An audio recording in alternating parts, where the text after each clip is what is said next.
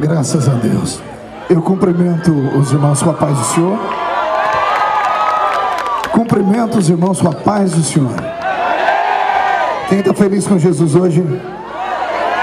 Então encontre uma pessoa bonita do seu lado e dê um sorriso para ela. Ficou difícil? Se não tiver ninguém bonito aí embaixo, é só olhar aqui para cima, tá bom? Mas não é para mim não, é para o aniversariante, né? Que está de costa para mim. Chama o aniversariante aí para mim. Eu pedi para olhar para uma pessoa bonita e disse que o senhor é a pessoa mais bonita aqui hoje. Pastor Marcos, que Deus abençoe, que Deus lhe conceda mais uns 100 anos de vida, ou até o arrebatamento da igreja. Eu encontrei no senhor um amigo, um pai, um confidente, um sobrevivente, um herói, e eu tenho orgulho de ter nascido na sua geração e poder ver que Deus ainda usa homens de maneira extraordinária. O que seria o Brasil sem o ministério que Deus te deu? O Rio de Janeiro está de parabéns por tê-lo como profeta desta geração. A igreja diz amém por essa palavra? Então dê uma salva de palmas pela vida do nosso pastor, por favor. Muito obrigado, pastor.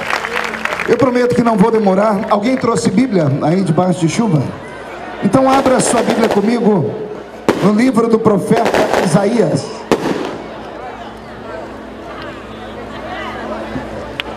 Livro do profeta Isaías, o capítulo é o de número 43. Veio algum pentecostal para essa reunião ou não? Isaías, capítulo de número 43, está escrito assim: mas agora assim diz o Senhor que te criou, ó Jacó, e que te formou, ó Israel, não temas, porque eu te remi, chamei-te pelo teu nome e tu és meu. Quando passares pelas águas, eu estarei contigo. Quando passares pelos rios, eles não te submergirão.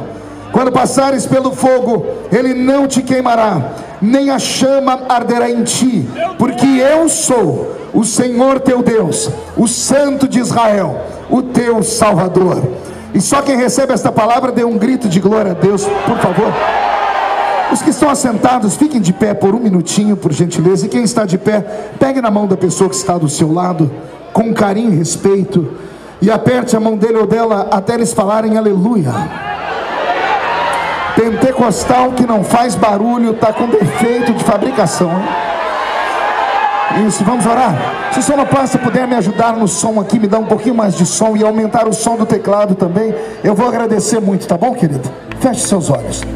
Senhor, nós te exaltamos, nós te glorificamos, e nós entendemos que dentro de alguns minutos este ambiente ficará pequeno para o tamanho da glória que o Senhor vai mandar do alto dos céus. Os que vieram tristes começarão a saltar de alegria. Os que vieram se arrastando não voltam se arrastando para casa. Hoje voltarão voando nas asas de um novo tempo. E antes que eu comece a ministrar a sua palavra, Senhor, cerque este lugar com a sua glória.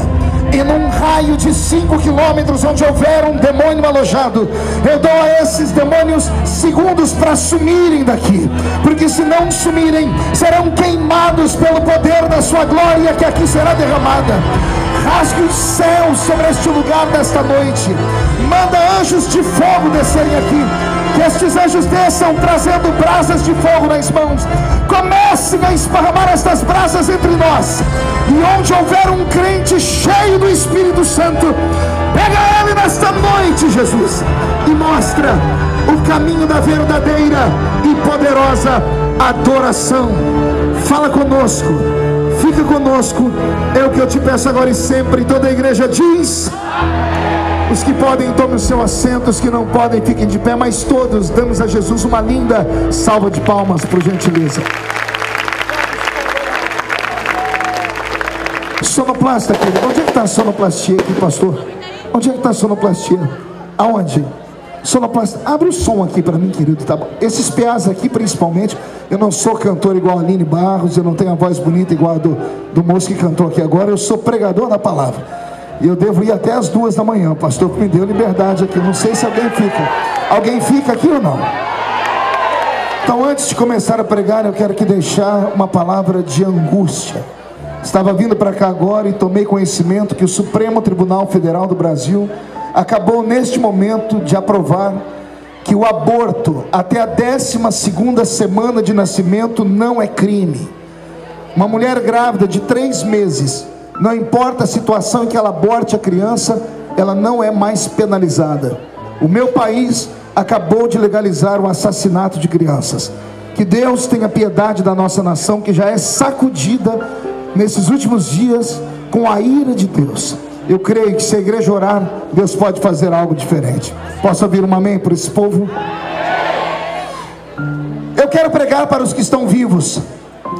Eu quero ministrar para você uma palavra de fé que vai arrancar a sua alma do limbo do inferno e vai te fazer voltar para a sua casa nesta noite com tanta fé, mas com tanta fé, que eu tenho pena dos demônios que cruzarem o seu caminho no meio da rua. Não vai sobrar para Zé Pilintra, Zé Pilantra, Chucaveira, Tranca-Rua, Preto Velho, feiticeiros, não. Esta é a noite daqueles que têm esperança. E só quem tem esperança, não dê um grito, não dê um berro de glória a Deus para eu ouvir. Eu li um texto da Bíblia Sagrada, no livro do profeta Isaías, onde Deus toma a boca do profeta, olha para o seu povo, querido Filinto, deputado, amigo, e Deus divide o povo em 2 partes. Deus olha para o seu povo e diz: todos os que me servem são especiais. E Deus respeita aqueles que são especiais. Só para eu ter certeza que estou pregando no lugar certo, quem serve ao Senhor aqui? Então olhe para o irmão do seu lado e diga: parabéns, você é especial. Diga para ele: só que não basta ser especial. E já explico porque. Olhe para mim. O Senhor olhou para o seu povo que era especial, tomou a boca do profeta e disse assim: eu vou fazer promessas para o meu povo.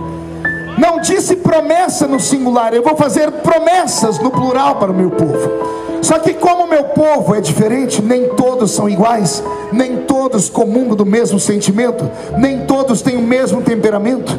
E como ele é pai, e como pai ele respeita o temperamento dos seus filhos, o Senhor disse ao meu coração que aqui no capítulo 43 de Isaías, ele tem 2 promessas distintas.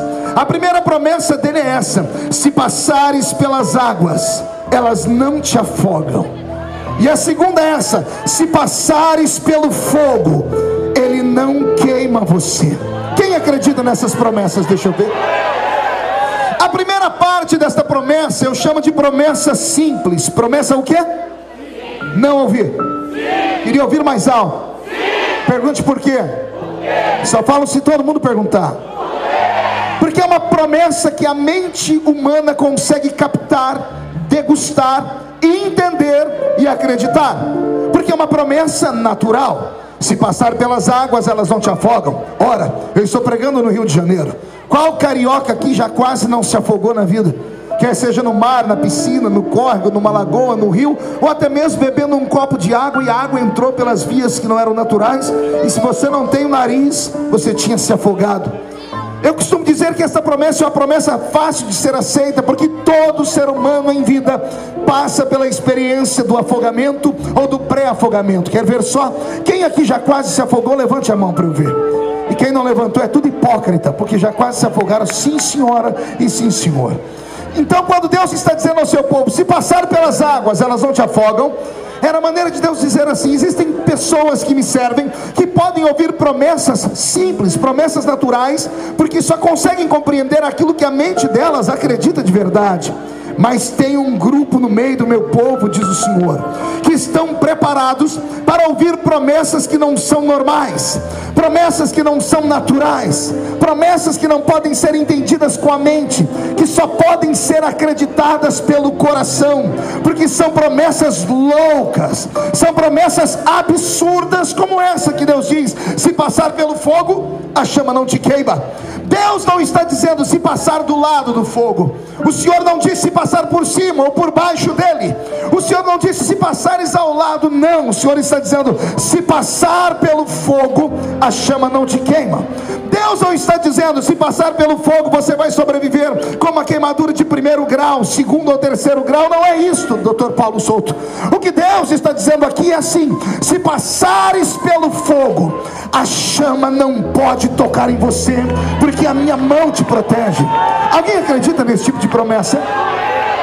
Vou tentar te dar um pouquinho mais de vontade de dar glórias a Deus. Quando Deus diz: se passares pelo fogo, o Senhor está falando sobre o maior poder que existe no universo. Depois do poder de Deus, não há um poder maior do que o poder do fogo. O fogo evapora a água, derrete o ferro, queima a madeira. O fogo será o elemento usado por Deus no juízo final. O fogo será o elemento usado por Deus para destruir o próprio inferno. Quem já leu as encíclicas de São Pedro, ouviu Pedro dizer assim: a terra e os elementos que agora nela existem não mais existirão, porque serão queimados pelo fogo. Aí vem Deus, o Criador dos céus e da terra, olha no meio da sua multidão e diz assim: tem alguns aqui que, se levantar contra ele, a maior força do universo, que é o fogo, vai se levantar para cair, porque não pode tocar naqueles a quem eu tenho uma chamada e uma promessa. Quando Deus diz essas coisas e eu assimilei essas duas palavras na minha mente, eu me tremi por inteiro. Eu descobri que Deus não fala a mesma palavra com todos, porque nem todos estão preparados para ouvir. Eu explico. Imagine você que está num culto e Deus toma o seu pastor, e o seu pastor faz a seguinte pregação: crê no Senhor Jesus, será salvo tu e a tua casa. Quem acredita nessa pregação? Por que você acredita? Porque é algo que você já viu acontecer na sua própria vida, ou na vida de algum parente, ou na vida de algum amigo. Você viu Jesus salvar o pai, a mãe, o irmão, o tio ou o primo daquela outra pessoa, e por isso você creu. É assim que funciona. Por isso é uma promessa que qualquer um pode aceitar. Imagine você está no culto, o pastor está pregando e ele diz: assim diz o Senhor, eis que o anjo do Senhor acampa ao redor daquele que o teme e o livra do mal. Quem crê que o anjo do Senhor está acampando ao seu redor aqui? Agora me responda, por que é que você crê nisso? Você crê porque você já teve uma experiência de livramento, ou já ouviu um testemunho de livramento, e todas as vezes que os seus olhos veem, os seus ouvidos ouvem algo que já aconteceu, é natural você acreditar e aceitar e guardar no coração. Mas quando eu falo de promessas loucas, de promessas absurdas, é algo mais ou menos assim: eu estou aqui pregando e Deus me toma agora em profecia e olha para essa multidão e diz assim: tem um carioca aqui hoje que dentro de 3 meses receberá uma indenização tão grande, junto com essa indenização receberá uma herança tão grande, que o dinheiro que vai receber vai dar condições de ele pagar a dívida externa do Brasil e de todos os países da América. Ninguém grita. É natural. Nem para falar assim: quem sabe sou eu. Por que ninguém recebe esse tipo de promessa? Porque ela não faz sentido. Imagine você estar aqui no culto, Deus toma minha boca e diz assim: tem um homem aqui que dentro de 2 meses vai aprender a falar inglês fluente, atravessará o Brasil e chegará na América do Norte, estará de frente com Barack Obama e vai profetizar em inglês para ele, dizendo: deixe a América me adorar. Ninguém pega a profecia. É natural, eu já esperava isso. Por que ninguém recebe? É o contrário, as pessoas têm crise de gargalhadas, porque é algo que não faz sentido aqui. É uma promessa mirabolante, é uma promessa maluca, é uma promessa que homens naturais não compreendem. Aliás, eu acho que os homens naturais nem vieram para essa festa, ficaram em casa. Só veio para esta festa sabendo que poderia cair o maior toró d'água homens e mulheres que acreditam no sobrenatural, que acreditam em coisas fantásticas e coisas poderosas. Pois bem, eu saí de Brasília, tomei um avião agora há pouco e vim para cá só para te dizer uma palavra: aquele que tem uma promessa violenta, aquele que tem uma promessa gigante, aquele que tem uma promessa maluca, aquele que tem uma promessa absurda, diz o Senhor: conte os dias. Não, você não entendeu, vou repetir: conte os dias, porque vai acontecer um reboliço nessa terra, e o que está longe vai se aproximar. Só quem crê, diga: eu creio. Não acreditei? Então levante a mão por gentileza bem alto, agarre o ombro de quem está do seu lado com carinho e respeito. Tem gente que nem para me obedecer presta, ou raça ruim. Agarre o ombro da pessoa que está do seu lado, chacoalhe ele, chacoalhe ela até eles ficarem irritados. Irrita, tira do lugar, diga: Deus te trouxe aqui para isso. Sacode a pessoa com mais força, diga: Deus te trouxe aqui para sacudir as suas promessas, para sacudir a sua vida, o seu casamento, o seu ministério, a sua família, para sacudir a sua existência nesta terra.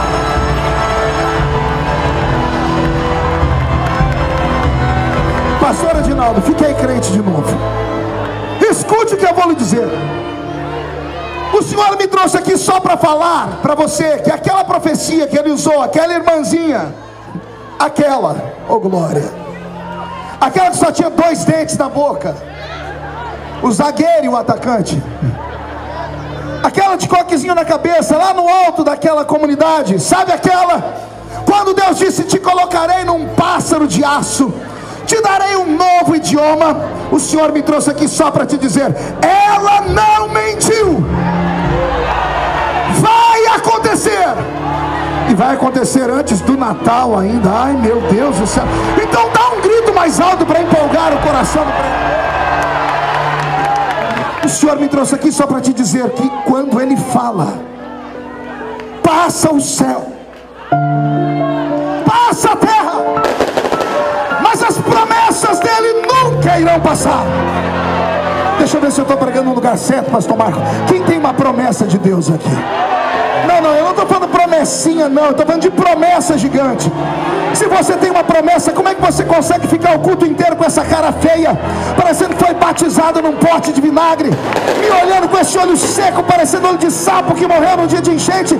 Quem tem promessa não fica com essa boca travada, essa boca de aço, essa língua de ferro. Quem tem promessa reage. Deixa eu te falar o que é promessa. Eu estava pregando a Batista da Lagoinha dia desses. No final do culto, estava lá na mesa de apoio vendendo os meus DVDs. Chegou um mineiro perto de mim, mas o mineiro era muito matuto. Sabe aqueles mineiros matutos? Ele olhou para mim e disse assim: ô pastor, eu senti de te dar um presente. Eu falei: eu senti de receber. Porque ninguém mais sente de dar nada para a gente, não é pastor? Eu disse: eu creio. Ele enfiou a mão numa sacolinha de plástico e tirou uma caixa de paçoquinha embrulhada. Quem já comeu paçoquinha embrulhada aqui? Vou usar o idioma de Minas: o trem-bonso. Eu já catei uma paçoquinha, desembrulhei, Daniel. Quando eu comecei a comer a paçoquinha, o mineiro soltou a pérola. Ele disse: ô pastor, o senhor pode orar por mim? Eu falei: depois da paçoquinha eu faço qualquer coisa por você. Ele falou: então eu queria que o senhor orasse por mim, porque ontem à noite eu fui numa vigília. Eu me segurei para não rir, mas eu não sou gente. Eu falei: desculpa, você foi aonde? Eu fui numa vigília. Aí eu enfiei a paçoca na boca, porque eu ia ter uma crise. Eu disse: mas e aí? Ele falou: pastor, mas não era vigília de crente normal não, era vigília de crente doido. Eu conheço vigília de crente doido. Quem conhece aqui? Mas eu queria ouvir da boca dele. Eu disse: o que é uma vigília de crente doido, meu filho? Ih, pastor, é aquela vigília que quando o Espírito Santo desce, tem uns crentes que parece que recebem o espírito do Bruce Lee. Ô glória, tem algum desses aí? Ou não?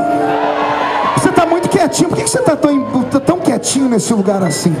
É porque tinha um show aqui, as pessoas importantes estavam cantando. Agora chegou a ralé, agora somos nós. Penteca de Jesus não tem vergonha de adorar, de pular, de falar em línguas estranhas, de profetizar. Ai meu Deus. Pois bem, aí eu falei para ele: e daí? Foi daí, pastor, que lá pelas tantas levantou um profeta doido. Eu conheço profeta doido, ainda mais de vigília de crente doido. Mas eu queria ouvir da boca dele. Eu disse: o que é um profeta doido, meu filho? Aí Bia, ele falou assim para mim: pastor, profeta doido de vigília de crente doido é aqueles profetas que quando vem profetizar para a gente, quase mata a gente do coração. Uai. Eu falei: mas me explica, como é que é isso? Uai, pastor, eu estava encostado lá na parede, eram umas 3 da manhã. O profeta veio, mas não veio de frente não, ele veio de costa. E ele veio na ponta do pé. E o profeta, pastor, colocou a mão no meu ombro. Eu falei: e aí que eu quase tive um desarranjo. Não, mas porque ele botou a mão no seu ombro? Não, pastor, que ele botou a mão no meu ombro e fez assim: homem! Ai, ai, ai! Falei: e aí, meu filho? Ai, pastor, quando eu voltei em mim, as pernas me começaram a me obedecer. O profeta olhou para mim e disse: homem, entra tu comigo nessa carruagem de fogo agora. Aí eu falei: o que você fez? Ele falou: ai, pastor, eu entrei na carruagem dele. Mas como? Ele agarrou na minha mão e nós saímos correndo pelo corredor da igreja. Depois ele virou pelo meio da igreja, pastor, deu uma volta no púlpito. Eu falei: e você? Uai, pastor, eu estava na carruagem, não podia descer, uai. Pastor, o homem mirou a rua. Eu falei: e aí, pastor? 3:30 da manhã, nós saímos correndo o quarteirão inteiro. Foi depois: uai, pastor, ele voltou para a igreja, mirou o meio da igreja e saiu correndo. Quando chegou no meio da igreja, ele brecou e me empurrou. que eu saí catando cavaco no chão. E o que você fez? Olha, pastor, quando eu brequei, eu virei para ver o que deu no profeta. O profeta estava com a mão na cintura assim, e o outro dedo assim, e ele fazia assim, ó. E ele disse assim: homem, olha o que eu faço. Eu tomo você pela mão direita, eu te levo para lá, para cá, para lá, para cá, eu te levo aos confins da terra. E aí eu volto e te coloco aqui, homem, contempla a sua frente, porque aí tu sobe sozinho, contempla a rampa do palácio do Planalto, porque eu te farei caminhar entre os príncipes e reis da terra. Quando ele me disse isso, eu também dei glória a Deus igual vocês deram. Mas ele acabou de contar o testemunho dele. Ele teve uma crise de riso, que a barriga dele balançava. Eu não entendi porque que ele estava rindo. Deixei ele rindo, enfiei a mão no meu paletó e peguei um cartão de visita e anotei o número do meu celular. Quando eu estiquei a mão para ele, ele parou de rir, pegou o cartão e disse: pastor, o que é isso? Eu disse: é o número do meu celular particular. E ele: nossa, eu vou ter seu número. Eu disse: vai. E ele falou: para quê, pastor? E eu falei: para quando você subir a rampa do palácio, lembra de mim quando entrar no seu reino. Quero ter um amigo importante igual você, porque se Deus falou, vai acontecer. Eu esperava essa reação dele, mas ele não deu glória a Deus. Ele não disse aleluia. Ele abaixou a cabeça. Quando ele levantou, os olhos dele estavam lacrimejando. E ele disse assim para mim: pastor, o senhor acredita mesmo nisso? Ele abriu uma sacolinha que estava na mão dele, me mostrou muitos doces. Ele disse: pastor, eu vendo doce nas esquinas de Belo Horizonte para poder levar comida para minha casa. Eu não sei ler, não sei escrever. A porta da frente da minha casa é escorada com uma cadeira de fórmica, porque não tem fechadura. Eu sou um homem extremamente pobre e miserável. O senhor acredita que um dia eu vou subir a rampa do Palácio do Planalto? Quando ele disse isso, olhe para mim. O que eu falo agora é só para quem é espiritual. Carnais não entendem. Eu estava olhando para ele e ele sumiu da minha frente. Instantaneamente apareceu um prédio gigantesco. Foi uma visão. Eu fui olhando o prédio que não parava de crescer, até que lá no alto dele estava escrito assim: Hilton Hotel. Eu vi um homem no que devia ser o 8º ou 9º andar, de terno, gravata, olhando para fora. E na visão eu fui por trás do homem e vi o que ele via: a linda cidade de Londres. Eu olhei à direita do hotel e lá estava o estádio de Wembley. E uma voz falou comigo: lembra disso, filho? E eu: não. A imagem se desconstruiu instantaneamente. Aquele homem adulto se tornou um adolescente. Só que agora ele, como adolescente, carregava nas costas uma mochila com um facão de cortar cana, porque ele era agricultor, cortava cana para levar comida para a família. Ele entrava em cima de um caminhão de pau de arara, coisa que não sei se tem no Rio de Janeiro, tinha muito no interior de São Paulo. Eu olhei a visão e o senhor disse para mim: lembra disso, filho? Eu disse: não. A visão se desconstruiu inteira e agora não era mais um adolescente, era uma criança com uma caixa de engraxar sapato nas costas. Nas 3 vezes eu não vi o rosto, mas quando essa criança virou, eu enxerguei o rosto e comecei a chorar. O senhor disse: é você, Marco. O senhor fez me lembrar da minha vida. Eu tenho a minha caixa de engraxar sapato até hoje. Eu trabalhei na roça, apanhei laranja, algodão, café e trabalhei no corte de cana. E já viajei para quase 80 países do mundo. Inglaterra é um cômodo, extensão da minha casa, de tantas vezes que fui lá. Mas eu não me lembrava de nada daquilo. O Senhor Deus me fez lembrar e disse para aquele moço: se eu fiz na tua vida, filho, posso fazer na vida dele também. Eu voltei em mim, pastor. Eu agarrei aquele moço porque ele estava chorando. Eu sacudi ele, levantei o queixo dele e disse: pare de chorar. E disse: meu filho, se foi o meu Deus que falou contigo, o Deus que fez a estéril ser mãe de filha, o Deus que afundou a muralha de Jericó no chão para que Israel não fosse esmagado, o Deus que pavimentou um caminho no meio do mar para que Israel passasse a pés enxuto. Um Deus que soprou um vento uma madrugada inteira para que as paredes do mar não engolissem Israel. O Deus que fez a estéril ser mãe do Salvador. O Deus que fez coisas extraordinárias como transformar as moléculas de um machado em isopor e ele flutuar em cima das águas. O Deus que fez uma jumenta profetizar quando um profeta estava perdido. Um Deus que fez o relógio de Acai girar ao contrário. Se foi este Deus que falou com você, quem viver verá, porque o milagre vai acontecer. Deixa eu fazer uma pergunta aqui: quem tem uma promessa forte na vida, grande, gigante? Então, em nome de Jesus, estufe o seu peito, murche a sua barriga. Não olhe as circunstâncias, não olhe para a esquerda, não olhe para a direita, não olhe para a situação financeira do seu país, não olhe para a sua posição social, não olhe a cor da sua pele. Aquele que te prometeu pode tudo e um pouco mais. Você não entendeu? Eu vou te falar agora. Se Deus disse que vai fazer, é porque vai fazer.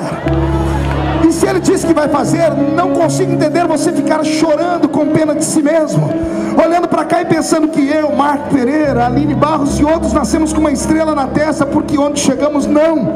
A diferença às vezes entre nós e você é uma só. Pergunte qual? Nós nunca desistimos dos sonhos.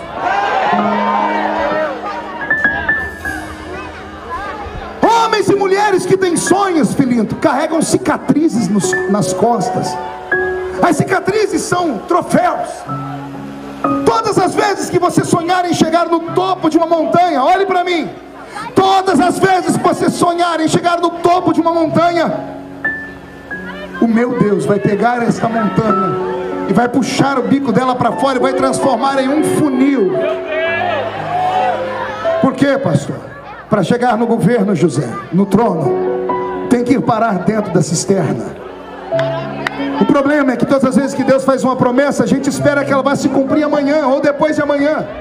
Deus não quer criar filhinhos de papai na sua casa.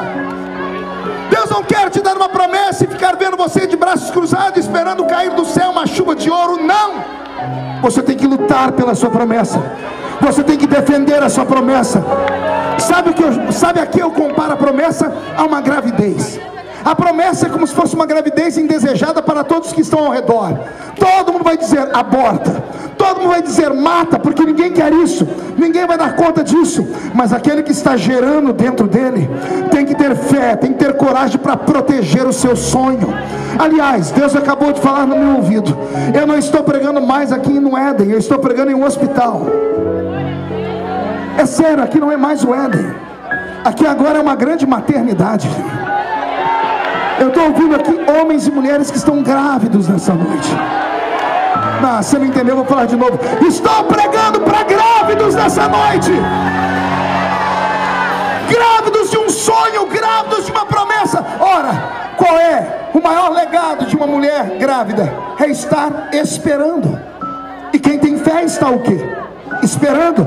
E quem tem promessas passa os dias fazendo o quê? Esperando.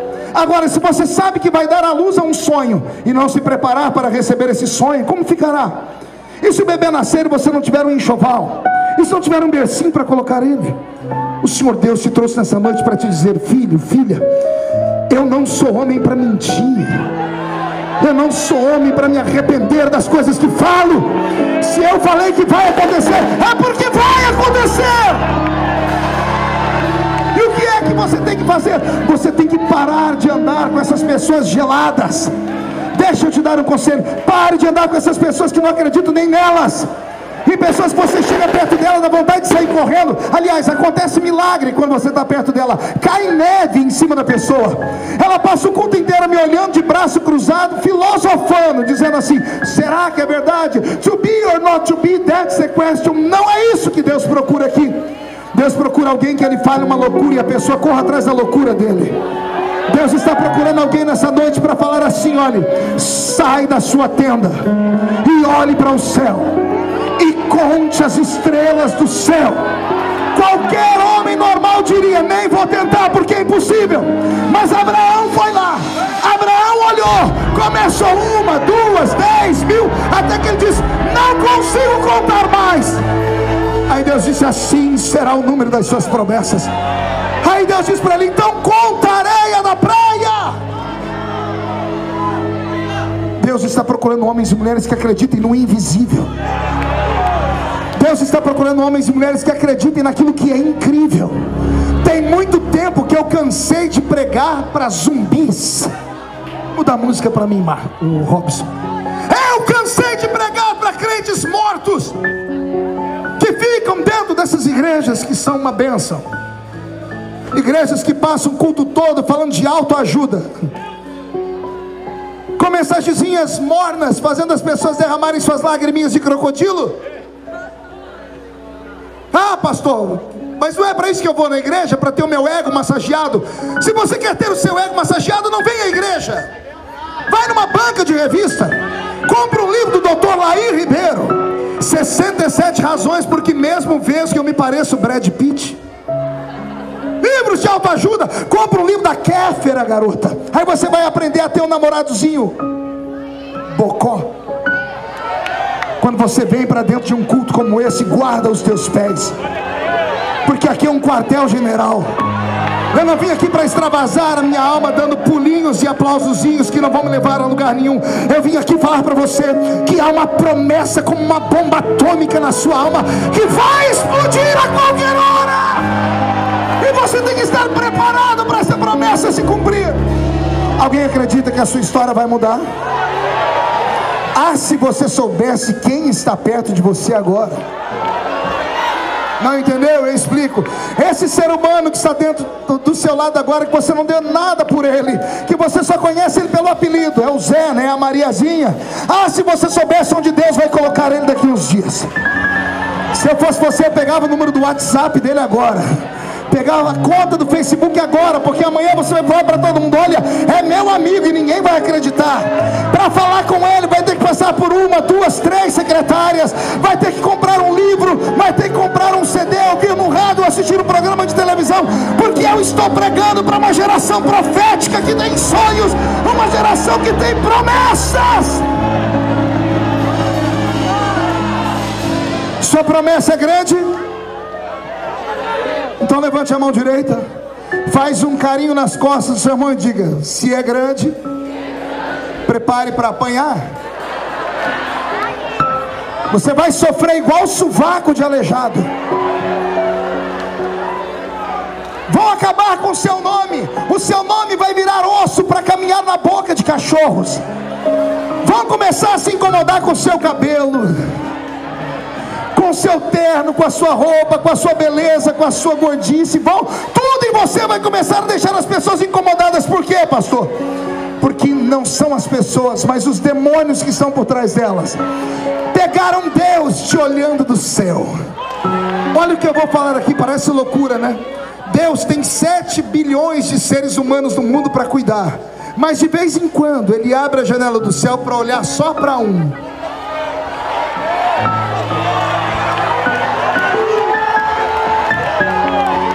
Entendeu? Vou falar de novo. Deus cuida de 7 bilhões de seres humanos, mas de tempos em tempos Ele abre o céu só para olhar para um. E foi aí que começou a sua luta. Pergunte por quê. O dia que Ele te olhou, quem pegou Ele olhando para você? O diabo. Aí Deus, como é um cavalheiro, viu o diabo e disse assim: viste tu a minha serva? Viste tu meu servo? Homem temente, mulher valorosa. O diabo, morrendo de ciúmes, diz: toca no que eles têm. Deixa eu te falar uma coisa. Toda pessoa que tem uma chamada grande na vida, toda pessoa que tem uma história a ser escrita pelas próprias mãos de Deus, toda pessoa que ainda vai dar o que falar, quando Deus chama ela, a primeira coisa que Deus faz na vida dela é complicar a vida dela inteira. Não entendeu? Vou falar de novo. Todo crente que tem vocação, tem chamada, a vida dele é complicada. Deus complica a vida da pessoa inteira, até a pessoa falar assim: não tem mais o que fazer. Aí quando chega no limite, Deus vem e descomplica. Aí quando ele descomplica, aí ele explica porque ele complicou. Pegou aí? Não, vou falar. Primeiro Deus complica, depois ele descomplica, aí ele explica porque ele complicou. Tem alguém com a vida complicada aqui? Vou te dar um exemplo da Bíblia. Moisés conhecia o Egito como a palma da mão dele. É filho da filha de Faraó. Quando ele foi tirar o povo do Egito, ele estava indo por um caminho. Deus disse: Moisés, sim senhor, segue o meu GPS. Como é que é, senhor? Segue a nuvem. Quem pode manda, quem tem juízo. Lá vai Moisés atrás da nuvem. Chegou num pedaço do caminho, pastor Edinaldo, que a nuvem virou. Moisés deve ter olhado e falou: Senhor, a nuvem está errada, eu conheço essa terra aqui. Moisés, segue a nuvem. Lá vai Moisés atrás da nuvem. A nuvem levou Moisés para frente do Mar Vermelho. A nuvem levou ele para uma emboscada. Quando ele ficou na frente do mar, ele viu água para frente e lá atrás a poeira dos cavalos e cavaleiros de Faraó que estão vindo. Não tinha para onde escapar. Ele seguiu a nuvem, ele seguiu a ordem de Deus. Aí ele caiu de joelhos e disse: Deus, e agora? Aí Deus abriu o céu. Olha o que Deus falou para ele: por que clamas a mim? Deus não está perguntando porque ele não sabe. Deus está dizendo a ele assim: por que você clama a mim se eu já te dei a autoridade? O que você tem na mão? Eu tenho um pedaço de madeira. Aí Deus diz para ele: é um pedaço de madeira na mão de uma pessoa normal, na sua não. Qualquer coisa vira arma na sua mão. Fere as águas. Quando ele feriu as águas, o que aconteceu com o mar? Primeiro Deus complica, leva para a emboscada. Aí Deus descomplica. Abriu o mar, estava fácil, a chave estava na mão dele, ele não sabia. Agora que passou todo mundo a madrugada inteira andando no meio do mar, a Bíblia diz que quando o último homem chegou do lado de lá, Deus gritou com Moisés: pare o povo, Moisés. Parou todo mundo. Por que, Senhor? Faz todo mundo olhar para trás. Para que, Senhor? Vou explicar porque eu compliquei. Contempla os seus inimigos pela última vez. Contemple os seus inimigos pela última vez. Aí Deus explica: se você tivesse ido por qualquer caminho, eu não teria como destruir o exército de uma vez. Eu complico, descomplico e explico porque compliquei. Sua vida está complicada? Deixa eu te dar uma palavra de profeta. Se fosse há 20 anos atrás eu te visse com essa cara triste, ah meu Deus, eu ia te dar um abraço, eu ia falar para você: me dá seu nome, eu vou interceder. A intercessão é triste, porque você se coloca no lugar da pessoa, a gente sofre junto. Eu ia passar a noite inteira chorando por você. Eu agora não faço mais isso. Quando eu vejo uma pessoa triste, sofrendo, e ela vem falar comigo, eu ouço aquela história triste, eu pego na mão da pessoa e digo assim: meus parabéns. O senhor é sádico? Não, eu só sei onde vai dar essa história. Eu já passei por esse caminho. Ei, quer chegar onde eu cheguei? Passe por onde eu passei. Quer chegar onde ele chegou? Passe por onde ele passou. Você está sofrendo? É por causa da sua história, o seu sonho, foi você que pediu. Não quer problema, quer ser um crente domingueiro? Para de sonhar. Vai para a sua igreja, senta lá atrás de um banco e vai falando para todo mundo na cidade: eu só sou membro de banco. O que você faz na igreja? Nada. Eu sou membro de banco. Membro de banco é verniz, prego, tinta, madeira e plástico. Não presta para nada. Você não vai ofender o diabo também não vai te ofender. Só que também não tem vida. Você está na igreja há 500 anos. Está na igreja desde o tempo de Noé. Não, de repente você não está há tanto tempo, mas viu o barro que sobrou na terra e não tem mais nada. Passa o culto inteiro desse jeito, tentando contabilizar as palavras. Entra culto e sai culto, você está do mesmo jeito. Por quê? Porque você deixou os seus sonhos morrerem em algum lugar do caminho. Eu estou pregando para quem ainda sonha. Eu estou pregando para homens e mulheres que não pararam no primeiro tombo, que acordaram hoje de manhã, não tinham nem disposição para ir para o trabalho, mas têm fé que as coisas vão melhorar. Eu estou pregando para brasileiros, e brasileiros não desistem nunca. Deus vai te levantar, porque tem uma promessa gigante na sua vida. Só quem crê nisso diga: eu creio que tem uma promessa. Fique de pé, por gentileza. Pegue na mão de quem está do seu lado. E marabassurecanda. E camantorobandarabacharabacara. Cadê aqueles pentecostais que sonham? É um momento especial nessa festa. É o momento de você esquecer de onde veio. É o momento de você começar a pensar naquilo que Ele te prometeu. Você vai chegar lá.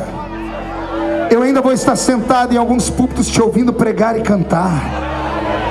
O Senhor Deus vai te levantar. Eu estava aqui agora no púlpito e o tecladista da Aline Barros, eu não sei se está aí, se já foi embora. Está aí, foi embora. Ele me chamou aqui no canto. Posso tirar uma foto com o senhor? Eu falei, pode. Quem é você? Eu falei, pastor, eu estava lá no Maranhão. Você sabe onde é o Maranhão? É longe. É lá onde ele é pastor.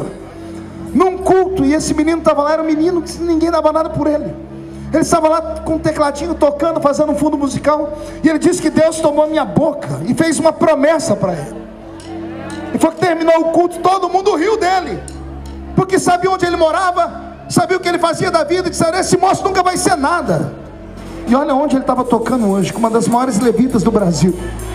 Ele veio falar assim para mim, pastor, Deus cumpre promessas. Bia, eu sei que você tem uma música para essa hora, deixa preparada para mim. O Senhor te trouxe hoje aqui, no aniversário dele, para te dar um presente. Não pare de sonhar. Não desista da sua história. Não dê ousadia ao diabo para ele tocar no seu nome, tocar na sua família. Nada de se matar, nada de se vingar, nada de correr, nada de mudar. Deus vai te honrar lá onde você está. Eu encerro contando a seguinte palavra, para que a Bia cante para nós. Eu moro na mesma cidade que eu nasci. E tem uma casa na minha cidade que ela é muito bonita. Quando garoto eu ia nessa casa engraxar sapatos. Era um empresário que tinha 14 pares de sapato. Todo sábado, bondosamente, ele me deixava entrar na casa dele para engraxar os sapatos. Houve um sábado que eu estava engraxando os sapatos dele. Às vezes nem precisava, porque ele não usava a semana inteira, mas só para me ajudar a levar mantimento para minha casa, ele deixava eu engraxar os sapatos dele. Eu estava na varanda, engraxando os sapatos dele, e ele colocou a mesa do almoço do lado de fora. Sentou ele, a esposa, a filha e o filho. E quando a empregada colocou a comida, o menino começou a dizer, eu não como isso, eu não como isso, não como isso. Menino mimado. O pai ficou com tanta raiva, que deu um puxão de orelha nele e disse assim, você tem que ser agradecido, rapaz. Você está vendo aquele menino sentado ali naquela caixinha de engraxar sapato? Que era eu. O futuro dele é ser um trombadinho, porque não tem pai. Mora numa casa de 2 cômodos, com 12 pessoas, e todo mundo trabalha na roça, com exceção da mãe dele, que é lavadeira. Ele está aqui engraxando sapato para levar comida para casa. Você está desprezando a comida que tem. Eu sei que ele não falou por mal, ele não falou por mal, mas aquilo entrou aqui, filhinho, eu chorei. Eu terminei de engraxar os sapatos, fui para minha casa. Eu entrei lá dentro dos 2 cômodos e chorei a tarde inteira. Quando a minha mãe chegou do trabalho, eu me atraquei na velha Lúcia. Dona Lúcia falou, o que foi? Você apanhou? Você brigou? Eu falei, não, mãe. E eu contei a história para ela. Eu falei, mãe, eu vou ser trombadinha quando crescer. Ela olhou para mim e disse assim, que história é essa? A minha mãe não sabe ler nem escrever até hoje. Ela apontou o dedo para mim e não era crente, mas palavra de mãe é profecia. Ela disse assim para mim, ser pobre não é defeito, ser vagabundo é. Se você lutar e estudar, você vai ser o que você quiser ser na vida. E aquilo entrou dentro do meu coração. Aí eu encontrei Jesus. Jesus mudou a minha história. Um belo dia estou no aeroporto de Ribeirão Preto, de terno, gravata. Um senhor de cabelos grisalhos olhou para mim e disse, eu te conheço de algum lugar. Eu olhei para ele e disse, eu também conheço o senhor. O senhor é lá de Orlândia, não é? Disse, sou sim. Eu também sou. Mas quem é você? Quem é seu pai? Seu pai é qual doutor? Eu disse, meu pai não é doutor, não. Eu não tenho pai. Ué, e você é filho de quem? Eu falei, eu sou filho da Dona Lúcia. Dona Lúcia? Eu não conheço. Eu falei, o senhor está vindo de onde? Ele perguntou para mim. Eu disse, eu estou vindo das viagens pelo mundo. Eu acho que eu estava vindo de Portugal. Ele olhou para mim e disse assim, nossa, e como é que você venceu na vida assim? Eu disse, graças ao Senhor. Ele olhou e falou, mas eu nunca te dei bolsa de estudo. Eu disse, não precisou, o senhor me deu uma única palavra. O senhor disse que eu seria um trombadinha. Ele engasgou, que ele mudou de cor. Ele quase passou mal, disse: não, eu não estou lhe acusando não. Eu peguei nas mãos dele e disse: eu quero lhe agradecer, porque foi graças à sua palavra que eu ouvi da boca de alguém que conhecia a vida, que eu poderia ser o que eu quisesse ser. Hoje esse homem vai na minha casa pedir informações e conselhos. Hoje eu sou a figura mais conhecida da minha cidade. Sou deputado federal, sou pregador de quase 80 nações. Eu escrevi 20 livros, tem 20 milhões de DVDs meus esparramados em inglês, português e espanhol pelo mundo. Alguém aqui já assistiu um DVD meu? Olha o que Deus fez na minha vida. E você está com pena de você, rapaz. O Senhor te trouxe hoje aqui para firmar um pacto contigo. Vou mudar a sua história. Pegou na mão da pessoa, solte a mão, pegue pelo braço. Feche os olhos. Bia, já está pronto? Eu vou, quando eu falar amém, você canta. Feche seus olhos. Ah, meu Deus. Ah, meu Deus. Olha onde eu vim parar nessa noite de terça-feira, meu Pai.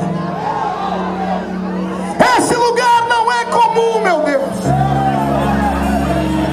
Não foi no Éden que o Senhor conversava com seus filhos Adão e Eva? O Senhor escolheu o Éden para conversar com essas pessoas que aqui vieram. Tem homens e mulheres aqui que já não aguentam mais a existência no mundo hostil. Tem homens e mulheres que não aguentam mais sofrer a angústia. Tem homens e mulheres que não aguentam mais a humilhação, não aguentam mais a depressão profunda por não verem as coisas acontecerem. Mas nessa noite eles saíram de casa, vieram honrar o teu servo, pastor Marcos Pereira, que tem sido uma bênção para o Rio de Janeiro, para o Brasil e o mundo. Entraram aqui, Senhor, sabendo que poderia cair um toró de água. Alguns vieram só para um show, por isso já foram embora. Mas esses que permanecem porque tem uma promessa, permanecem porque tem uma história. E eu profetizo que a vida deles vai mudar nessa noite. Senhor, onde houver alguém que tem promessa, coloca dentro deles uma unção de glória nesta hora. Solte a mão do seu irmão, levante a mão direita para o céu comigo e diga: em nome de Jesus, bem alto, em nome de Jesus, todos os demônios que roubaram as minhas promessas, eu ordeno, venha para a palma da minha mão agora. Feche a sua mão, por favor. Eu vou contar até 3, você vai jogar no chão e pisar em cima. Aí você vai abraçar 7 pessoas, porque é o número profético, e vai dizer a eles: olha eu aqui. Você nunca mais será o mesmo. 1,5, sua família vai sentir orgulho de você. 2, quem viver verá para ver onde Deus vai te colocar. 2,5, o Éden será chamado terra das promessas. 3, jogue no chão, pise em cima.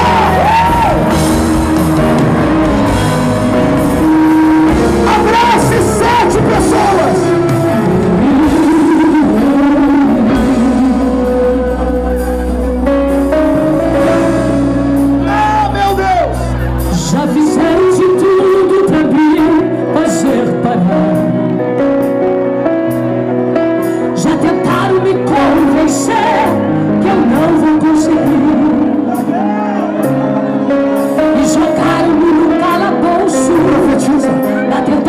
De apagar os sonhos, vai, salta! Os sonhos que um dia, isso, reage! Mas os sonhos do crente não pode morrer. Você tá ouvindo? Mesmo que seja e compre, você do Japão recebe também pelos teus irmãos. Podem falar de mim o que quiserem, me obrigar a ficar sozinho, mas Deus garante que está comigo. Eu sobrevivi. Olha eu aqui. E quem vai me impedir de receber toda a saia? Pois foi Deus que escolheu e escreveu mais tomados a tua história. O inimigo queira ou não queira, pastor Marcos, eu estou aqui.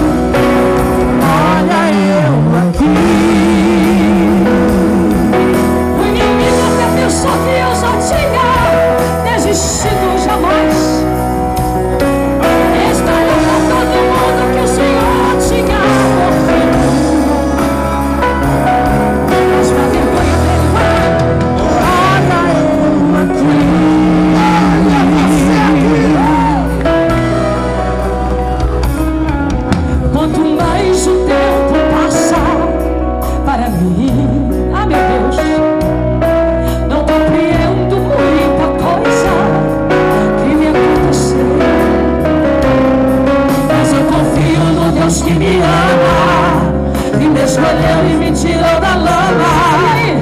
E não é qualquer tempestade, tá ligado? Que vai nos destruir. Mesmo que eu seja esquecido pelos meus irmãos, só que um caminho Deus preparou pra mim, pra você, pra nós. E quem quiser, acredite, espere. E quem está vivo, acredite e veja. É Jeová que por mim peleja. Eu sobrevivi, quero ver.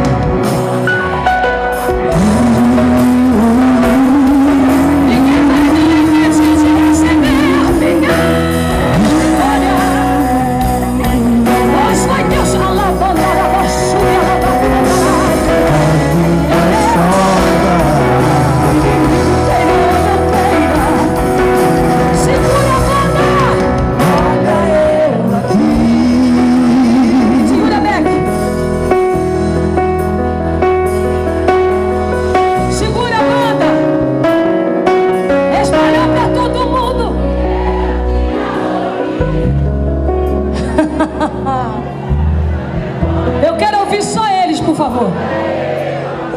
De novo, 1, 2, 3, vamos lá, só os vencedores. Olha eu aqui.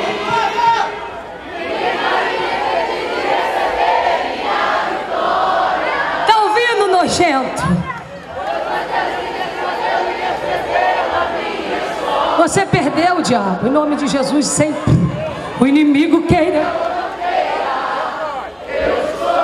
Aqui não tá?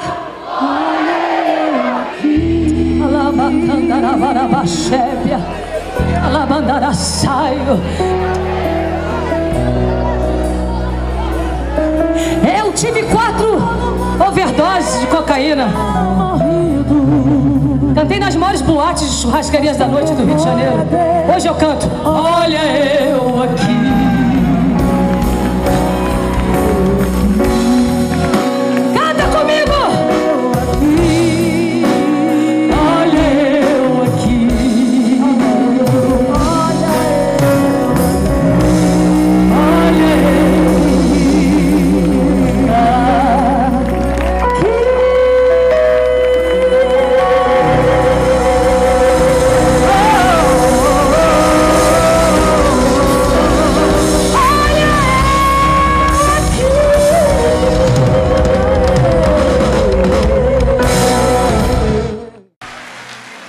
Graças a Deus. Eu cumprimento os irmãos com a paz do Senhor. Quem está feliz com Jesus essa manhã? Então encontre uma pessoa bem bonita do seu lado e dê um sorriso para ela. Ficou difícil?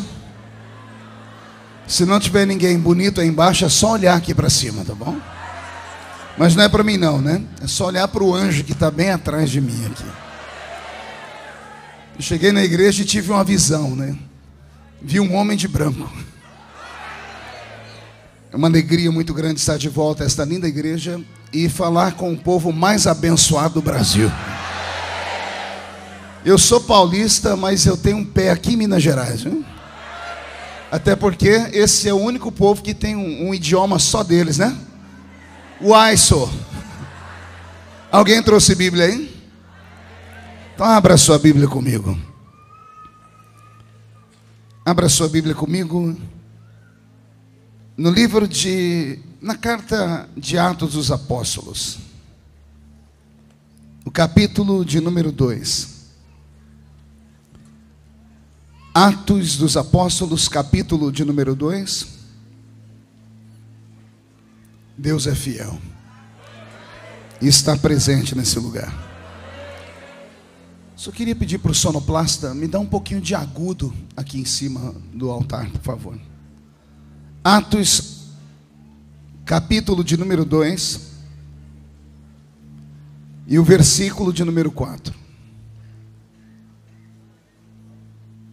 Quem encontrou, diga amém. Está escrito assim: e todos foram cheios do Espírito Santo e começaram a falar em outras línguas, conforme o Espírito Santo lhes concedia que falassem. Só esse versículo. Feche a Bíblia, coloque no banco, na cadeira, e pegue na mão da pessoa mais perfumada do seu lado e aperte a mão dela com carinho até ela dizer aleluia. Pentecostal que não faz barulho está com defeito de fabricação, não é? Vamos orar? Pai, nós te exaltamos e te glorificamos, e nós entendemos que nesta manhã o céu está aberto sobre o templo dos anjos, e dentro de alguns minutos este lugar ficará pequeno para o tamanho da glória que o Senhor mandará do alto dos céus para este lugar. Os que vieram tristes começarão a saltar de alegria. Os que vieram se arrastando não voltam se arrastando para casa. Hoje voltarão voando nas asas de um novo tempo. E antes que eu comece a ministrar a sua palavra, cerque esta igreja com a sua presença, e num raio de 5 quilômetros onde houver um demônio alojado, eu dou a esses demônios segundos para sumirem daqui, porque se não sumirem, serão queimados pelo poder da sua glória, que aqui será derramada. Rasgue os céus sobre nós, manda anjos de fogo descerem aqui, que estes anjos desçam trazendo brasas de fogo nas mãos, comecem a esparramar estas brasas entre nós, e onde houver um crente cheio do Espírito Santo, pega ele nesta manhã, Senhor, e coloca ele no seu coração. Fala conosco, fica conosco, é o que eu te peço agora e sempre. E toda a igreja diz: os que podem, tomem o seu assento aplaudindo a Jesus, porque Ele é bom, porque Ele é maravilhoso. Querida igreja noiva do Cordeiro, simpatizantes da nossa fé, amigos que vieram de perto, que vieram de longe para esta linda Santa Ceia. O culto de Santa Ceia é um culto de vitória. Todos os cultos são cultos lindos, mas o culto de Santa Ceia tem um ar de vitória. Foram 30 dias em que o inimigo da sua alma armou ciladas, usou pessoas, usou situações, usou até familiares para tentar roubar a sua fé, roubar a sua paz. Você entrou num campo de batalha, foi ferido, alvejado. Alguns chegaram aqui se arrastando, mas chegaram. E quando você participou do corpo e do sangue de Cristo, você mandou um recado para Satanás. Você disse assim para ele: me aguenta mais 30 dias, porque o meu destino é o céu. Só quem vai morar no céu dê um grito de glória a Deus.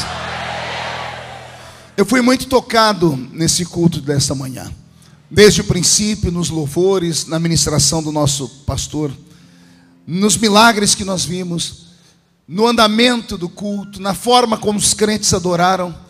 E enquanto eu assistia o mover de Deus, o Senhor falava comigo: tudo isso é porque o Espírito Santo está convosco.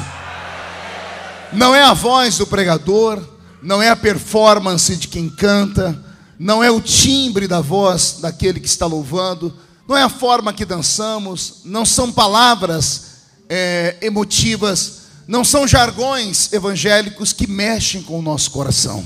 O que mexe com o coração do homem é uma presença invisível daquele que fez os céus e a terra e que habita entre nós e está conosco nesta manhã. Esta vontade de chorar, este corpo tremendo, o coração sacudindo no peito, a voz embargada, o corpo arrepiado, não é por causa do ar condicionado, nem tampouco porque você está do lado de alguém que você ama. Não, é a presença dele. Ele está aqui. Ele não é uma coisa, ele não é um vento, ele não é um fogo, ele não é uma água. Embora o vento, o fogo e a água sejam símbolos da presença dele, ele é muito mais do que isso. Ele não é uma força, como dizem por aí. Ele não é uma entidade, como dizem por aí, não. Ele é uma pessoa, e ele está entre nós, e merece ser honrado nesta manhã. Eu quero dizer ao Espírito Santo que este lugar é dele, esse povo é dele. Estamos aqui para adorar o nome de Jesus através de você, Santo Espírito. Por isso, fala conosco em nome de Jesus. O texto que eu li foi apenas um aporte para a sua memória, para lembrar que há 2000 anos atrás, no dia da inauguração efusiva da igreja da qual você faz parte, lá estava ele, o Espírito Santo. Lá estava ele vindo do céu, porque a Bíblia diz que foi do céu que ele veio. Ele veio e encheu a casa onde estavam assentados todo o corpo de Cristo. Naquele tempo, quase 120 pessoas. Apesar de Jesus ter aparecido para cerca de 500 pessoas, e para essas 500 pessoas ele deixou um recado, deixou o horário e o endereço onde ele estaria se reunindo com eles. Dessas 500 pessoas que viram o Mestre ressurreto, somente quase 120 acreditaram. Deixaram seus afazeres, deixaram as suas famílias e foram para o pé daquela montanha e encontraram com um Cristo ressurreto. Eu queria ter estado naquela manhã e acredito que eu ficaria estupefato como eles ficaram. Aliás, eu acredito que eu ficaria muito mais anestesiado do que eles ficaram. Pastor, como o senhor sabe que eles ficaram anestesiados? É só ler Atos capítulo 1. Você vai ver que depois que eles viram ele ressuscitado, ele abriu uma oportunidade de diálogo. E ele disse a eles: perguntem o que vocês quiserem. E olha o que eles perguntaram para eles: Senhor, é neste tempo que tu restaurarás o reino a Israel? Jesus olha para eles e diz assim: essas coisas competem só ao meu Pai. E já que não tem diálogo, é melhor vocês irem para Jerusalém, esperem lá, até que do alto sejam revestidos do poder de Deus. Os discípulos estavam tão atemorizados, estavam tão emocionados, que quando viram ele, perderam o senso. Poderiam ter perguntado para ele do céu, poderiam ter perguntado para ele do seio de Abraão, afinal ele tinha morrido, tinha ficado 3 dias no seio da terra. Poderiam ter feito perguntas extraordinárias, mas eles se perderam. Por quê, pastor? Porque eles estavam diante de um mistério, estavam diante de um milagre. Imagine vocês que 43 dias antes desse episódio, eles encontraram ele pendurado no alto de uma cruz. Ele estava com o corpo desfigurado. Ele tinha mais de 400 cortes no seu corpo. Eles ouviram ele gemer. Eles ouviram gritos de dores do alto da cruz. Eles ouviram ele olhar para o céu e perguntar: Pai, onde tu estás?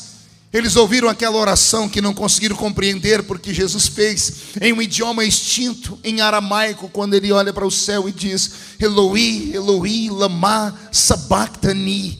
43 dias antes eles viram ele ser destruído, moído. 43 dias depois está ele de pé diante deles, ressurreto, poderoso. Eu acredito que na medida que Jesus ia falando, ele ia levantando os braços, e as pessoas iam olhando para a cicatriz na mão dele, iam dizendo: é ele. Não parece aquele da cruz, mas é ele, porque a carne foi restaurada e ele está aqui. Nesse dia Jesus disse a eles: ficai em Jerusalém até que do alto sejais revestidos de poder. O Espírito Santo não é um poder apenas, ele não é energia. Eu repito o que disse agora há pouco, ele é uma pessoa. E cada crente que está aqui neste culto, nesta manhã, precisa manter uma comunhão com ele. E eu queria perguntar a você: como está a sua vida com ele? Quantas vezes por dia você se lembra que ele existe? Ou será que você faz parte de um grupo de pessoas que só se lembra do Espírito Santo quando alguém canta um louvor e fala do nome dele? Ou será que você faz parte de um grupo de pessoas que pensa que o Espírito Santo é só um sentimento, é uma emoção barata que nós temos durante o culto? Não, ele é um amigo pessoal. E como amigo, como pessoa, ele tem sentimentos. E ele falava comigo nesta manhã que com alguns daqueles que aqui estão, ele tem um sentimento de tristeza, porque levou quase 30 dias para ele te enxergar. Foram quase 30 dias de abandono do templo, quase 30 dias sem pisar na casa do Senhor. E você veio arrastado pela propaganda da ceia, pela propaganda do pregador.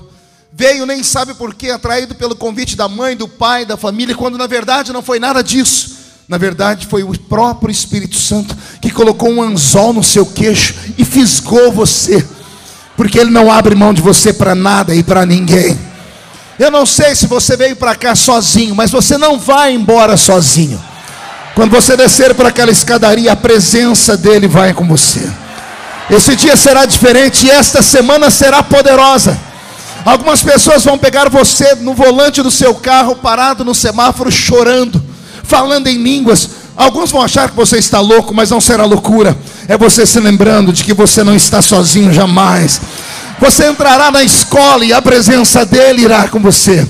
Você caminhará pelas ruas de Belo Horizonte e a presença dele irá com você. Todo mundo gritando crise, só você sorrindo gritando Cristo, porque o Espírito Santo está com você. É ele quem se move no nosso meio. Quando eu abro a Bíblia em Atos capítulo 2, eu não estou abrindo a Bíblia apenas em uma história. A Bíblia não diz que o Espírito Santo desceu sobre aqueles homens apenas para dar a eles uma emoção, não. O que acontece em Atos capítulo 2 é um reflexo do que aconteceu no livro do Gênesis, do 1º ao 8º capítulo. Do 1º ao 8º capítulo da Bíblia nós temos a degeneração do ser humano.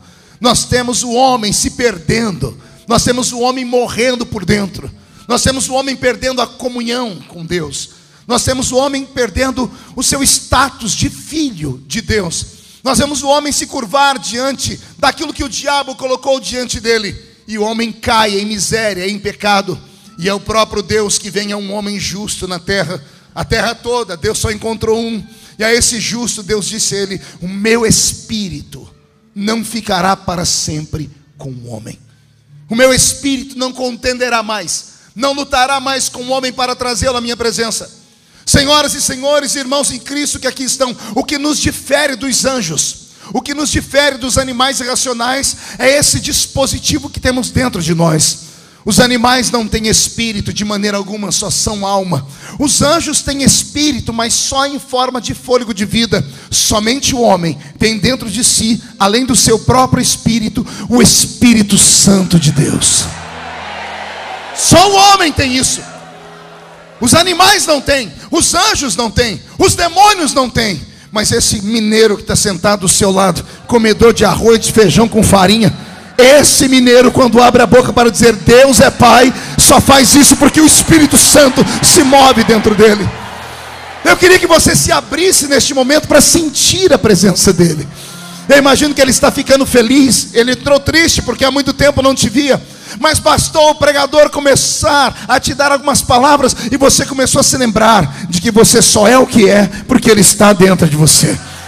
O Espírito Santo é tudo que nós temos. Posso ouvir um grito de glória a Deus? Robson, mude a música para mim. Se você abrir a sua Bíblia Sagrada, no Velho Testamento inteiro, você vai compreender o que eu estou dizendo. Lá no Gênesis, o meu Deus arrancou o Espírito Santo da terra, e a raça de seres humanos que se levantou eram seres humanos horríveis, que não mereciam nem o olhar de Deus. Esconde lá a sua atenção. Se você ver os homens que vieram depois de Noé, os homens que construíram, por exemplo, a Torre de Babel, liderados por Nimrod. A Bíblia diz que Nimrod era um poderoso caçador, mas isso não é um elogio. A palavra poderoso caçador significa um homem violento e assassino. Nimrod foi um homem tão violento no seu tempo que matou o próprio pai para dormir com a mãe e ter filhos com ela.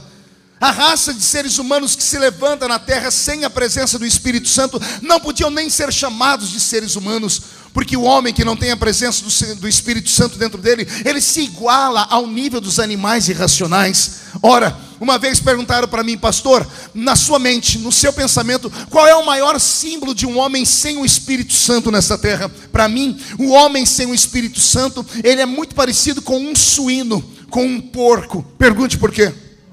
Só digo se todo mundo perguntar. Você sabia que porco não olha para cima? Você nunca vai ver um porco olhar para o céu. O pescoço dele não tem articulação para isso. Ele só olha para a terra. Por isso só se mete em porcaria. Por isso só se mete em coisas sujas. Por isso gosta de lavagem. O homem sem o Espírito Santo não consegue olhar para o céu. Ele acha que ele é dono do seu próprio nariz. Ele confia na força do seu braço. Ele confia na força da sua mente. Por isso que quando tudo dá errado, ele pega e dá um tiro na orelha. Porque ele é como um suíno. Pastor, e o homem que tem o Espírito Santo, qual é o símbolo dele? Se o homem sem o Espírito Santo é um porco que só olha para baixo, o homem que tem o Espírito Santo é como uma águia que só olha para cima. O homem que tem o Espírito Santo dentro dele é como uma águia. Uma águia, quando está diante de uma tempestade, qualquer outra ave tem 3 caminhos a tomar. A ave chamada águia só tem 2. Qualquer outra ave, quando está diante de uma tempestade, ela tem 3 caminhos. Ou ela vai por cima, pelo meio, ou ela aterrissa e espera a tempestade passar. A águia não. A águia só conhece 2 caminhos. Ou ela rompe a tempestade, ou ela voa por cima da tempestade.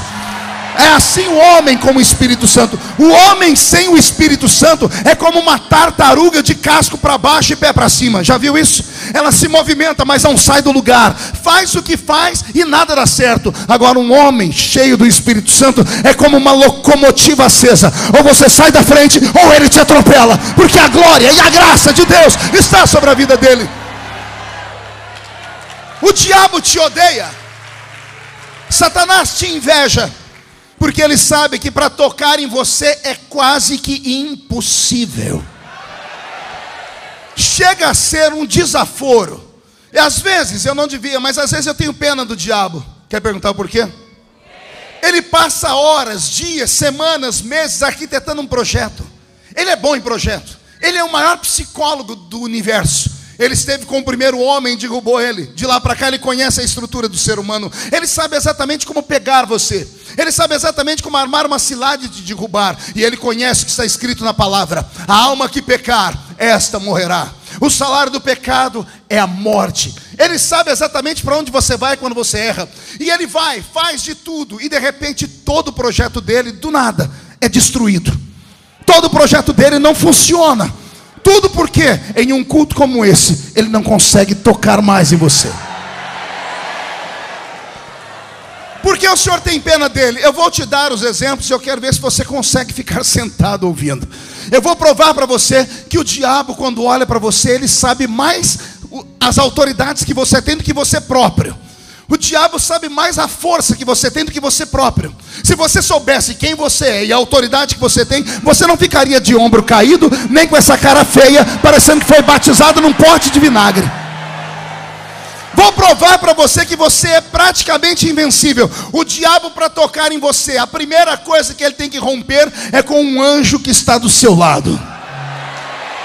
O anjo do Senhor acampa ao redor daquele que o teme e o livra do mal. Quem tem um anjo ao seu redor aí? Os anjos de Deus estão ao seu redor. Pastor, e se o meu anjo não der conta? Fica tranquilo, a matemática já está feita desde a eternidade passada. Caiu 1/3 dos anjos. Faz assim comigo, 3. Faz assim. Diga, caiu 1/3. Abaixa um dedo. Mostra para o seu irmão, diga, olhe para mim. Põe 3 dedos na cara dele. Diga, tinha 3/3 de anjo. Caiu 1/3. Desce um dedo. Diga para ele, sobrou 2/3. Pergunte para mim, o que significa isso, pastor? Para cada demônio que se levanta contra você, tem 2 anjos para quebrar ele no pau. Tem 2 anjos para arregaçar com ele.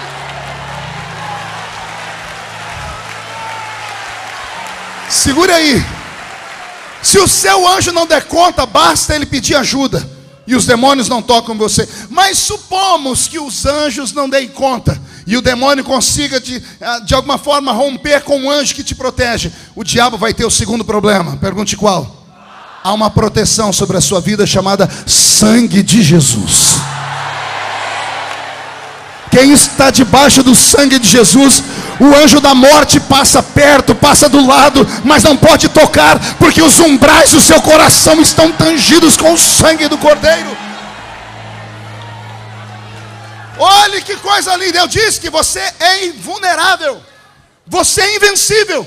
Se o diabo vencer o anjo, ele tem que encontrar o sangue. Não há poder contra o sangue. Mas vamos fazer uma ilação aqui. Caso ele consiga vencer o sangue, que é impossível, caso aconteça isso, o diabo tem que encontrar e vencer o terceiro inimigo que ele tem. Pergunte qual? Aquilo que está dentro de você.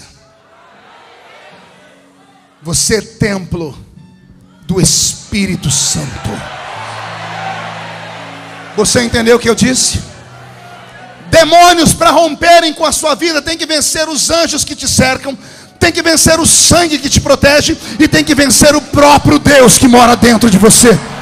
O que eu quero dizer com isso? Que você não precisa ficar chorando, você não precisa ficar triste. A luta que você está passando não é para destruição, é para fortalecimento. Todas as coisas concorrem para o bem daqueles que amam a Deus. Na vida do crente, tudo que acontece, ou acontece porque Deus mandou, ou acontece porque Deus permitiu. O diabo até queria, mas não pode tocar em você. Mas caso ele toque, aprenda: se ele romper essas barreiras, é porque Deus permitiu. E se Deus permitiu, é porque Deus acha que tudo que você tem é pouco demais, e Ele quer te dar em dobro. Não, você não entendeu. Tudo que você tem é pouco demais. Mas como é que Deus pode multiplicar? Só pode multiplicar se Ele deixar você passar por uma luta. Viste tu, meu servo Jó, homem temente. O diabo com inveja disse: também ele tem tudo, deixa eu tirar tudo. Deus disse: tira tudo, só deixa a vida dele. Deus é sádico?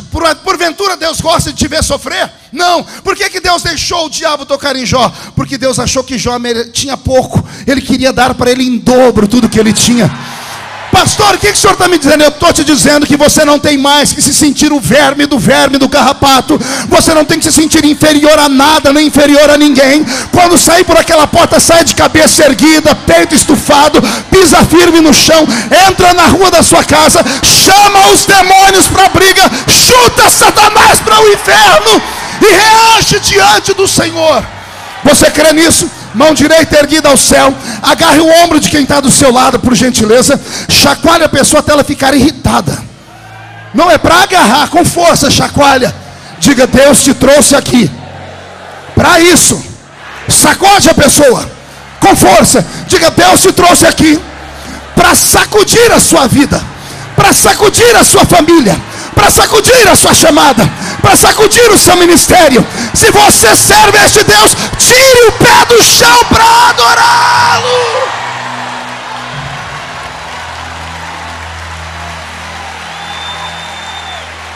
Ah, meu Deus. Sente aí. O homem perdeu o Espírito Santo no início da Bíblia. O meu espírito não estará mais com o homem. Deus, ao retirar o Espírito Santo do homem, tirou do homem o elo de ligação com o céu. O homem teve uma vida triste, vazia. O homem se tornou uma besta fera. A violência passou a fazer parte do seu cotidiano. O homem não olhava mais para o céu. E desde a eternidade passada, alguém lá no céu percebeu que o homem não podia ficar sem o Espírito Santo. Como assim, pastor? A Bíblia diz que Jesus Cristo intercede por nós desde a eternidade passada. O Cordeiro foi morto antes da fundação do mundo. Olha o que a Bíblia diz. Jesus, sentado à direita do Pai, olhava para a terra e via o ser humano perdido. Via os homens se matando. Via os homens promovendo toda sorte de miséria. Viram os homens tendo seus problemas, os seus desvios sexuais. Viam os filhos matando os pais. Viam os pais e as mães mantendo relações sexuais com os filhos. Viam as pessoas perdendo o brio, perdendo o bom costume. O homem virou uma besta fera. E então lá do céu, Jesus começa a interceder dizendo: papai, o homem não pode ficar sem o Espírito Santo. Nós temos que devolver. Mas Deus Pai, sempre metódico, olhando para o Filho, deve ter dito: o homem não merece o Espírito Santo.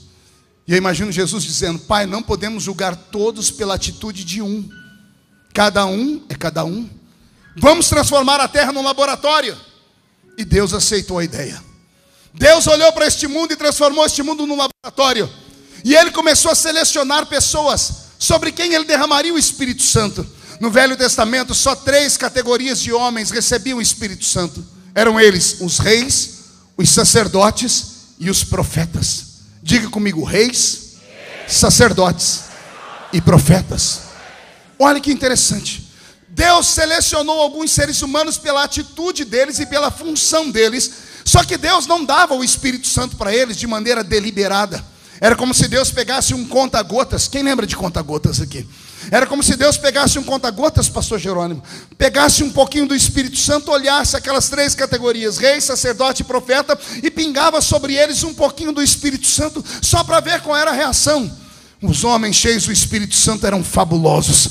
Tinha uns que, quando ficavam cheios do Espírito Santo, qualquer coisa na mão deles virava arma.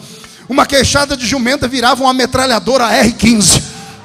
Um pedaço de cajado virava uma chave capaz de abrir a porta do mar.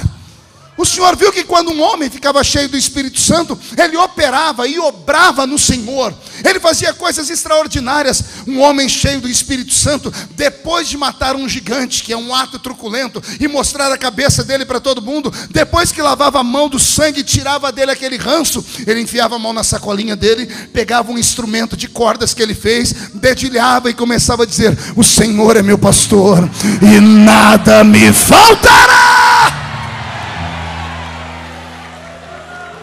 Eu imagino Deus Pai se alegrando e dizendo: filho, você tem razão. Nem todos os homens são iguais. Alguns merecem ter a presença do Espírito Santo. E Deus transformou o Velho Testamento inteiro nesse grande laboratório. Teve um dia que teve um homem a quem Deus tinha dado muito do Espírito Santo. Ele se cansou porque foi muito pesado conduzir a sua nação inteira até a terra de Canaã. Um dia ele chegou diante da sua família e reclamou: não dou conta mais. O sogro dele olhou para ele e disse assim: Moisés, se você não dá conta, reparte a carga. Escolhe aí no meio da congregação homens em quem você confie e reparte a carga com eles. Moisés achou a ideia bonita, mas ele era só um empregado. Ele marcou uma reunião com seu patrão, subiu o alto da montanha e disse: papai do céu, o meu sogro Jetro me deu uma ideia.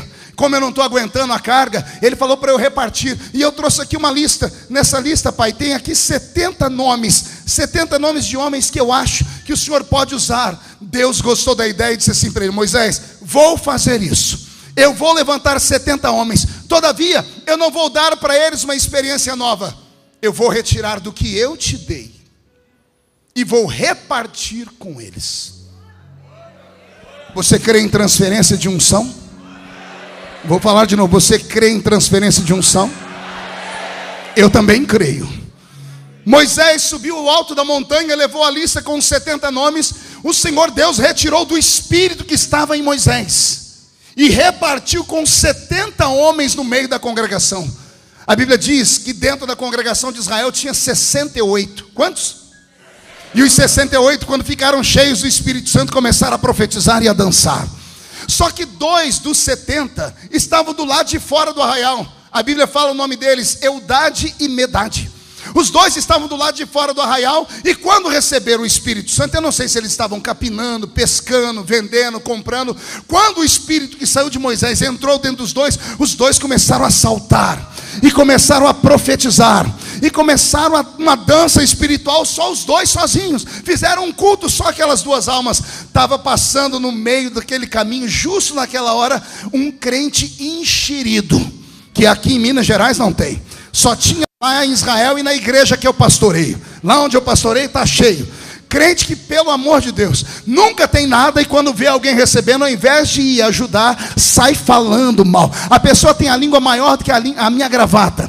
O espírito que está sobre eles é um espírito maligno. O homem viu os 2 pulando cheios do Espírito Santo e profetizando. Ao invés de se juntar com eles e querer receber também, saiu correndo para dedurar, cagueta. Foram até Moisés. Quando chegou perto de Moisés, esbarrou em Josué. Josué põe a mão na espada e diz: o que é que você quer? E ele diz assim: olha, tem 2 crentes lá do lado de fora do arraial profetizando, dando escândalo. O que as nações vão dizer? Que somos loucos. Josué entrou na sala onde estava Moisés e disse: Moisés, tem 2 homens do lado de fora de Israel. Eles estão pulando e profetizando. Está o nome dos 2 aqui, ó, Eldade e Medade. O que é que você quer que eu faça com eles? Mando matar, prender?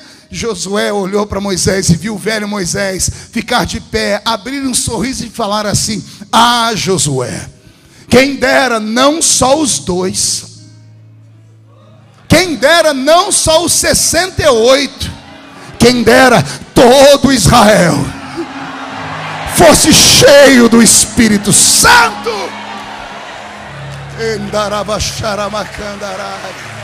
Ei, olha que interessante. Naqueles dias do Velho Testamento, os homens não tinham o Espírito Santo como amigo. O Espírito Santo visitava e saía. O Espírito Santo não habitava, ele visitava. Diga comigo, ele não habitava, ele visitava. A Bíblia diz que um dia os profetas queriam profetizar. Profeta Eliseu queria profetizar. Sabe aquele dia que você acorda com vontade de cantar, de adorar a Deus? Que lá debaixo do chuveiro você encarna uma Cassiane. e começa a gritar: Deus não rejeita a oração. Oração é alimento. Sabe aquele dia que você está desse jeito? Não é que o Eliseu resolveu ficar cheio do Espírito Santo, mas não podia. Ele queria profetizar e a boca dele travou. Então ele foi lá no arraial, chamou um tecladista, chamou um tangedor, chamou alguém que tocava um instrumento, disse para ele: toque um instrumento, toque, toque, toque. Eliseu ficou atrás dele. Vai, toca. Quando ele começou a tocar, o céu foi se rasgando. Quando o céu abriu, Eliseu viu, Eliseu fez assim, ó: Deus, eu quero profetizar. Você não entendeu? Vou falar de novo. Eliseu queria profetizar, mas não tinha inspiração. Então, sábio, ele fez alguém tocar uma música para Deus. Toca, toca, toca. O louvor abre o céu. Quando o louvor abriu o céu, Eliseu pulou na frente: ei, Deus, eu quero profetizar. A Bíblia diz que o profeta Ezequiel passou 2 horas. Quantas horas? Na beira do rio Quebar, desse jeito, ó. De onde você acha que o salmista tirou a expressão: abre a tua boca porque eu a encherei? O profeta ficou com a boca aberta. Pergunte para quê? Queria profetizar, mas não podia, porque o homem não tinha o Espírito Santo. O Espírito Santo não habitava, ele visitava. Ele vinha, tocava. Quando o homem achava que estava cheio, ele saía. Tem gente que pensa que Sansão era um homem forte, parecido com Arnold Schwarzenegger, bíceps avantajados. Não, a força dele não estava nos braços. Pelo que eu leio da Bíblia, ele devia ser gordo, barrigudo, porque era cachaceiro. Enchia a cara de cachaça. Vai ver ele na cidade de Gaza, bebeu até dormir. A força dele não estava nos bíceps. A força dele estava em uma promessa. Mesmo bêbado, à meia-noite, tinha promessa ao infeliz. Mesmo bêbado, trancaram os portões da cidade, mas tinha promessa ao infeliz. Deus olhou do céu e disse: mesmo bêbado tem promessa. Espírito Santo, pega ele. O Espírito Santo desceu em Sansão. Ele levantou meio bêbado, deu uma olhadinha, estava tudo fechado. Ele viu o portão da cidade. Não era igual o portão da sua casa, era uma cidadela. Um portão que pesava no mínimo umas 3 toneladas. Já assistiu aqueles filmes antigos? As cidades cercadas, aquele portão gigante, os soldados ficam ali. Era daquele jeito. Pois Sansão foi para cima daquele portão. Ao invés de quebrar e jogar fora, ele agarrou o portão e arrancou e pôs no ombro. E saiu andando. Eu acompanhei a trajetória na Bíblia. Ele não foi em linha reta. A Bíblia diz que ele subiu uma montanha com 3 toneladas nos ombros. Ele subiu uma montanha. E eu fui acompanhando só para ver no que ia dar. Lá, uma distância de 10, 15 quilômetros no alto da montanha, ele joga o portão fora. Era Deus dizendo assim: quem está cheio do Espírito Santo, se a porta estiver fechada, ele arranca e joga fora, para nunca mais a porta ficar fechada. Pastor, o que o senhor quer dizer com isso? Agora olhe para mim. Eu estou no Novo Testamento. Eu estou no tempo da graça. O homem perdeu o Espírito Santo, mas Jesus devolveu. O homem ficou vazio. João, quando chegou na terra, os homens olharam para ele e disseram assim: tu és o Messias? Ele disse: não, eu batizo com água, mas vem um aí que vos batizará com o Espírito Santo e com fogo. Um dia os discípulos estavam andando ao lado dele. Ele ressuscitou, deu uma olhadinha para a cara deles e disse: agora vocês já estão prontos. Ele parou e fez assim para eles: ei. Ele soprou sobre eles e disse: recebei o Espírito Santo. Naquele momento os discípulos foram lavados. Existem 2 maneiras de ter o Espírito Santo. Abre a mão direita, acompanhe, diga: a primeira é aqui. Bate no peito. Olha para o seu irmão e diga: a primeira é aqui. Você pode ter o Espírito Santo dentro. Diga: isso é para salvação. Agora tem a segunda forma. Pergunte qual? Acompanhe a mão, tire a mão daqui. Aqui. Aqui é sobre. Aqui é autoridade e revestimento. Acompanhe a minha mão. Aqui você está vestido. Aqui você está revestido. Aqui você está salvo. Aqui você está salvo e ungido para a batalha. Aqui é para todo mundo. Aqui é só para quem pede. Não, você não entendeu nada. Vou falar de novo. Aqui qualquer um pode ter. O Espírito Santo aqui dentro qualquer um pode ter. É o sopro. Todos estão salvos, mas não basta ser salvo. Tem um upgrade. Você pode ser crente, vir para a igreja, ser cheio do Espírito Santo e salvo. Seu nome está escrito no livro da vida. Mas o Senhor te faz um desafio. Quer mais? Então eu vou te dar o Espírito, além daqui vou te dar aqui. Aí você vai falar em línguas, profetizar, interpretar as línguas, expulsar demônios, vai curar os enfermos, vai operar com sinais, prodígios e maravilhas, vai mostrar para esse mundo que mesmo sendo de carne e osso, você pode operar com poder e glória nessa terra. Eu estou pregando para um exército aqui em Belo Horizonte nesta manhã. Esses homens e mulheres que estão na minha frente nunca mais serão os mesmos. Depois desta santa ceia, eu queria ver o diabo encarar você. Ele vai se levantar para cair. Só quem está cheio do Espírito Santo, dê um grito para acordar Belo Horizonte. Pegue na mão de quem está do seu lado. Vê se o irmão está cheio do Espírito Santo. Pastor, como é que eu vejo? Veja o que ele fala. Dê uma olhadinha nos lábios dele, vê se ele está dando glória a Deus ou se ele está mascando essa desgraça desse chiclete. Vê se os pés dele estão parados ou se ele está batendo o pé no chão dizendo: essa terra é minha. Vê se a mão dele está frouxa ou se ele está apertando a sua mão. Crente cheio do Espírito Santo não leva afronta para casa. Crente cheio do Espírito Santo não aceita derrota. Quem está cheio do Espírito Santo reage.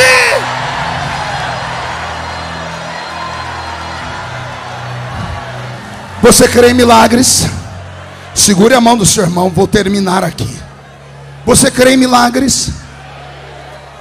Eu profetizo que quando você for para casa hoje, adorando a Deus e conversando com o Espírito Santo, você vai se lembrar que você não tem sobre si um conta-gotas. Ele veio morar dentro de você e te deu uma fonte de água viva. Não é mais gotas, agora a água viva jorra de dentro de você. Por onde você passar, a sua sombra curará os enfermos. Por onde você passar, o seu olhar vai transformar vidas. Por onde você passar, vai acontecer sinais, prodígios e maravilhas. Se você acredita nisso, aperte a mão do seu irmão e solte um brado de vitória. Um brado de vitória.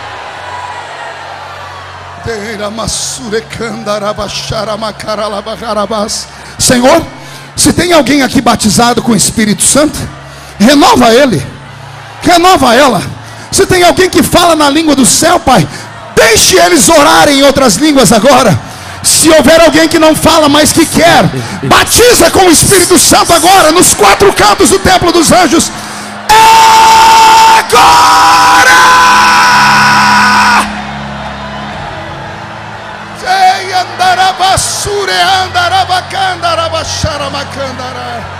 Solte a mão do seu irmão, levante a mão direita bem alto e diga comigo: Deus me dá poder e autoridade.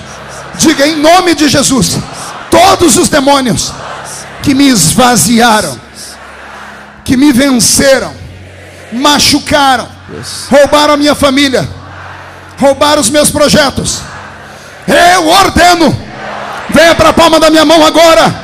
Fecha a sua mão com autoridade. Eu vou contar até 3, você vai jogar no chão e vai pisar em cima.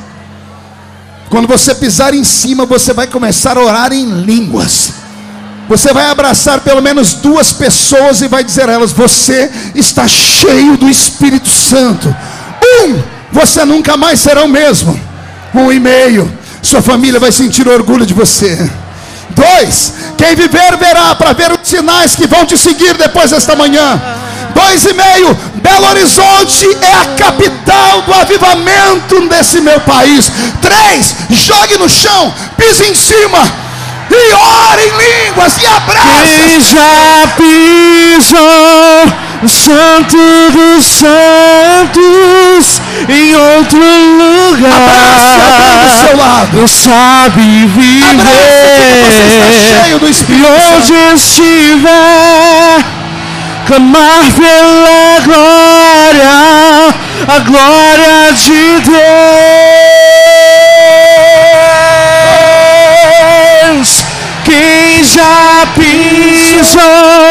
Santo dos santos, em outro lugar, não sabe viver. E onde estiver, clamar pela glória, a glória de Deus. Quem pode aplaudir a Jesus? Quem pode aplaudir e gritar? Quem pode aplaudir e gritar e dar um pulo para cima? Quem está cheio do Espírito Santo? Senhor, eu encerro este pequeno sermão te agradecendo, porque tu és real, tu és verdadeiro. E eu profetizo que este dia será um dia especial. E esta semana será uma semana de surpresas e milagres, porque o amigo Espírito Santo caminhará conosco. E só quem crê dá mais um grito de glória a Deus. E tome o seu assento aplaudindo a Jesus, porque Ele é bom.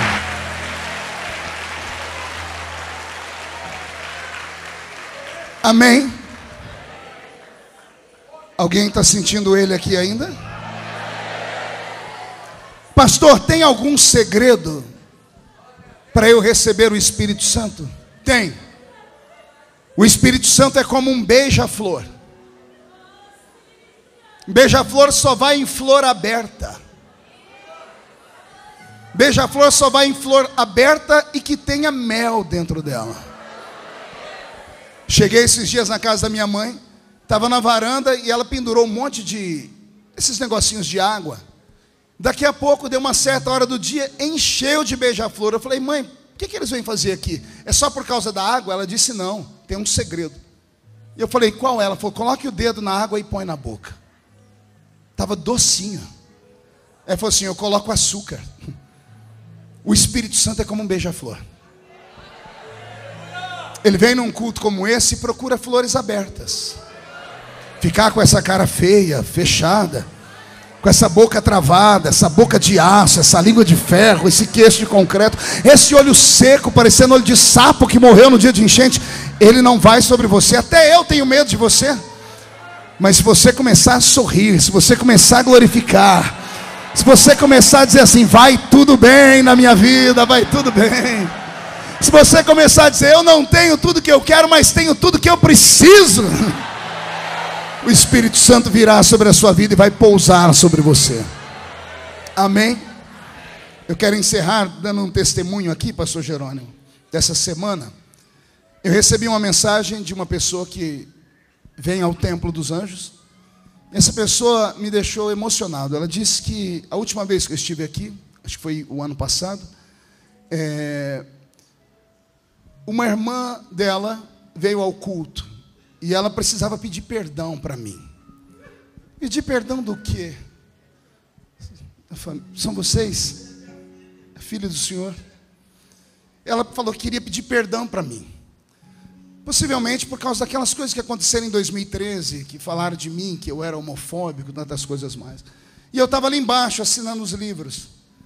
E ela conseguiu chegar perto de mim, me abraçou. Ela veio no meu ouvido, pediu perdão. E eu só liberei o perdão, só dei um sorriso. E disse para ela, não precisava nem pedir perdão, porque eu nasci para isso. E dei um abraço bem firme e disse, Jesus te ama. Ela estava afastada dos caminhos do Senhor, voltou, passou 15 dias cheia do Espírito Santo. 15 dias depois, Jesus levou para o céu. O Templo dos Anjos foi o lugar que Jesus trouxe para ela se abraçar com Deus de novo. Essa que é a filha dela, sua mamãe está no céu, está melhor que a gente.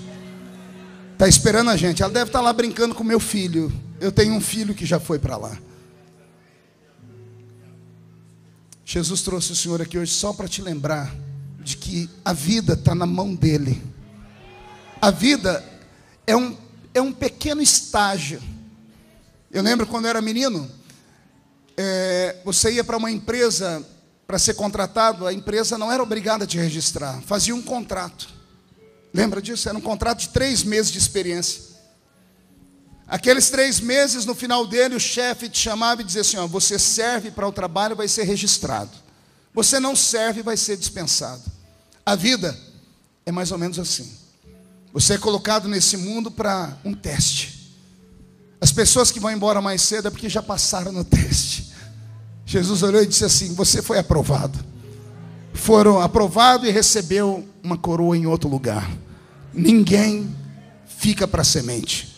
Cedo ou tarde, jovem ou velho, todo mundo vai. O que importa não é ir, mas é em como ir. Você tem a opção de ir sozinho ou ir abraçado com o Espírito Santo. A Bíblia Sagrada, quando vai falar da morte, fala de Lázaro e o rico. Quem já leu a história? A Bíblia diz, morreu Lázaro e foi sepultado. Ou melhor, morreu o rico e foi sepultado. Lázaro não. Um anjo veio, pegou ele pela mão e levou ele para o céu. A diferença entre quem serve a Deus e quem não serve está no dia final. O amor de Deus era tão grande por ela, que o Senhor queria ela para Ele. E ela precisou vir aqui, se libertar, ficar cheia do Espírito Santo. Então eu quero dizer a vocês que Deus tem ela no coração dele.